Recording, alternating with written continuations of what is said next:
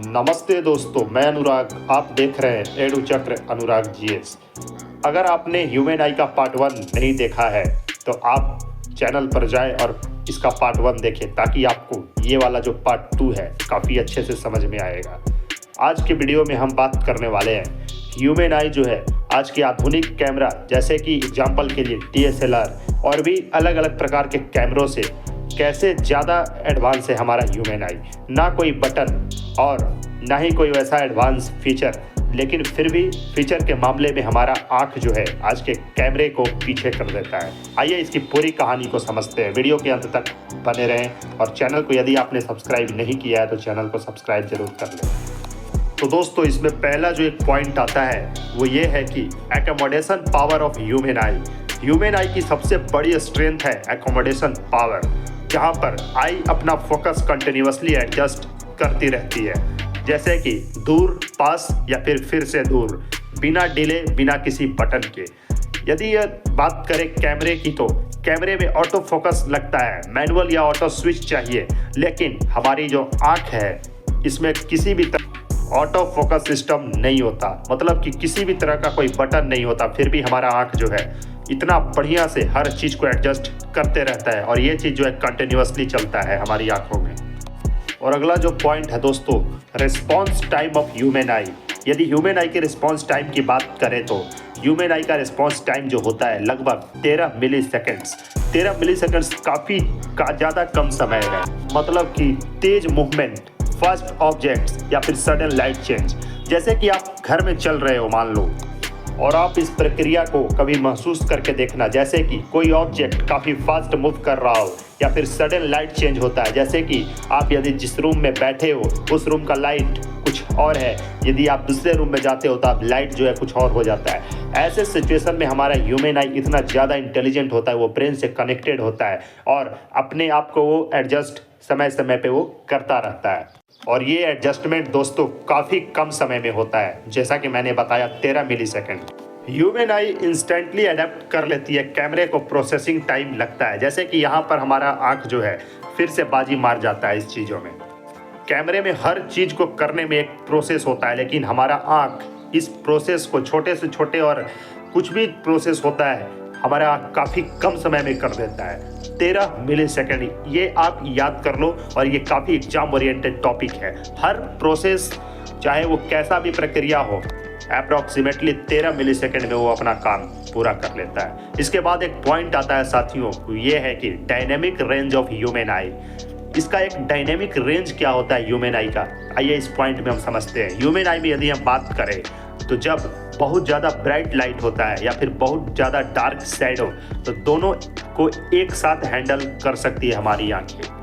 कहने का मतलब दोस्तों यहाँ पर ये है कि जब कभी ऐसा सिचुएशन बनता है कि बहुत ज़्यादा ब्राइट लाइट हो या फिर बहुत ज़्यादा डार्क शैडो हो, तो वैसे सिचुएशन में दोनों सिचुएशन ऐसे जब बनते हैं तो हमारी आँख जो है एक ही बार में दोनों को हैंडल कर लेती है, वो भी काफ़ी ज़्यादा सिंपल भाषा में।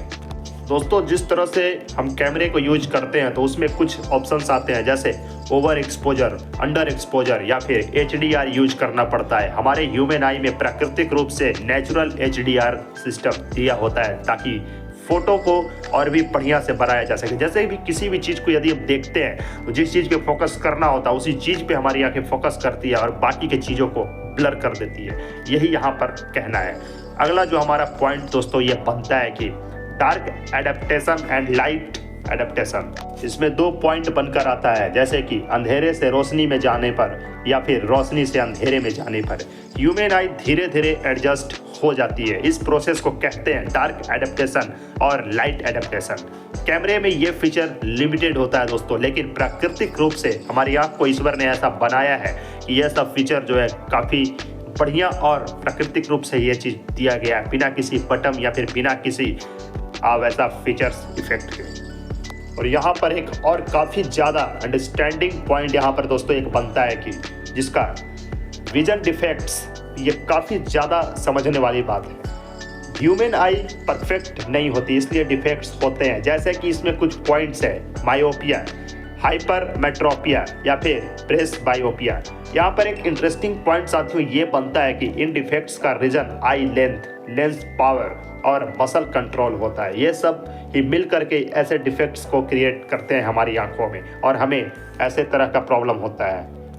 दोस्तों एक मोस्ट इम्पॉर्टेंट पॉइंट यहाँ पर एक बन करके आता है, जो कि ब्रेन प्लस आई कोऑर्डिनेशन। ये हमें समझना काफ़ी ज़रूरी है कि हमारी जो आंखें हैं वो ब्रेन से कैसे कनेक्टेड है, ब्रेन हमारी आंख से कैसे कनेक्टेड है। कुल मिलाकर के दोस्तों बात यहाँ पर ये है कि ह्यूमन आई अकेले काम नहीं करती, ब्रेन के साथ मिलकर काम करती है, प्रिडिक्शन करती है, मोशन को समझती है। इसलिए हम फास्ट बॉल कैच कर लेते हैं, डिस्टेंस जज कर लेते हैं, कैमरा सिर्फ इमेज लेता है, ह्यूमन आई डिसीजन लेती है। दोस्तों यहाँ पर काफ़ी आसानी से हम समझ सकते हैं कि जैसे जब हम ड्राइविंग करते हैं तो वहाँ पर हम देखते हैं कि आगे हमारी गाड़ी जो चल रही होती है उससे हम कितना दूरी बना करके रखें। ये सब जो है आँख और हमारा ब्रेन दोनों एक दूसरे से बात करते रहते हैं। उस सिचुएशन को हमारी आंखें देखती है और ब्रेन से सीधा कमांड मिलता है।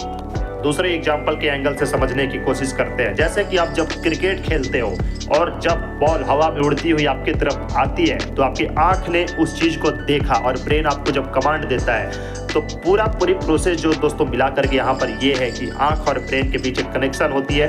तभी आप जज कर पाते हो कि इतनी स्पीड से आ रही है तो ऐसे कैच करूँगा तो बॉल जो है मेरे हाथों में आ जाएगी। तो ये बात को समझाने के लिए यहाँ पर इस एग्जाम्पल का यूज किया गया है। आप मोशन को समझ पाते हो, आप देखते हो उस चीज़ को, तभी आप जज कर पाते हो कि यहाँ पर जो है आप बॉल को पकड़ पाओगे या नहीं पकड़ पाओगे।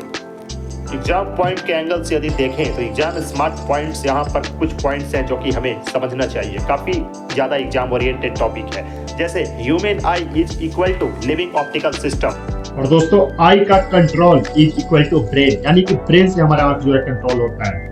यूनिक फीचर है जिसका नाम है एडेप्टेशंस, और डायनेमिक रेंज की इसकी बात करें तो वो बहुत ज़्यादा होती है, very high.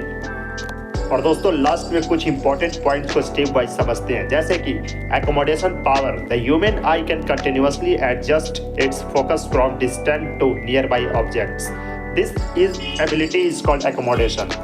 Unlike cameras, the human eye does not require manual or electronic adjustment. And second point is real-time autofocus. The human eye works as a real-time autofocus system. It focuses instantly without any delay. And next point is response time of human eye. The response time of the human eye is approximately 13 milliseconds. As well as it can detect rapid motion and sudden changes in light. Cameras require processing time to capture and display images. And next important point is dynamic range. The human eye has a very high dynamic range. It can see details in both bright sunlight and dark shadows at the same time. And next is dark and light adaptation. The human eye can adapt to darkness and bright light. As I told you, this process is called dark adaptation and light adaptation. Cameras have limited adaptability compared to the human eye. And next point is vision defects. Concept based. Vision defects occur due to change in eye length, lens power or muscle control. Common defects include myopia, hypermetropia or presbyopia. These defects can be corrected using optical lenses or surgery. तो दोस्तों ये था human आई का explanation. अगर आपने human आई का part 1 अभी तक नहीं देखा है तो मैं लिंक में डिस्क्रिप्शंस में आपको लिंक ये मिल जाएगा, और इसी के साथ चैनल पर जाकर के ज़रूर देखिए। उसका लिंक जो मैं है वो थोड़ी देर में ही लगा दूंगा अपलोड के बाद। और अगर आप इस वीडियो को थोड़ा भी इंफॉर्मेटिव आपको समझ में आया हो तो चैनल को सब्सक्राइब जरूर करें, लोगों के साथ शेयर करें। मिलते हैं नेक्स्ट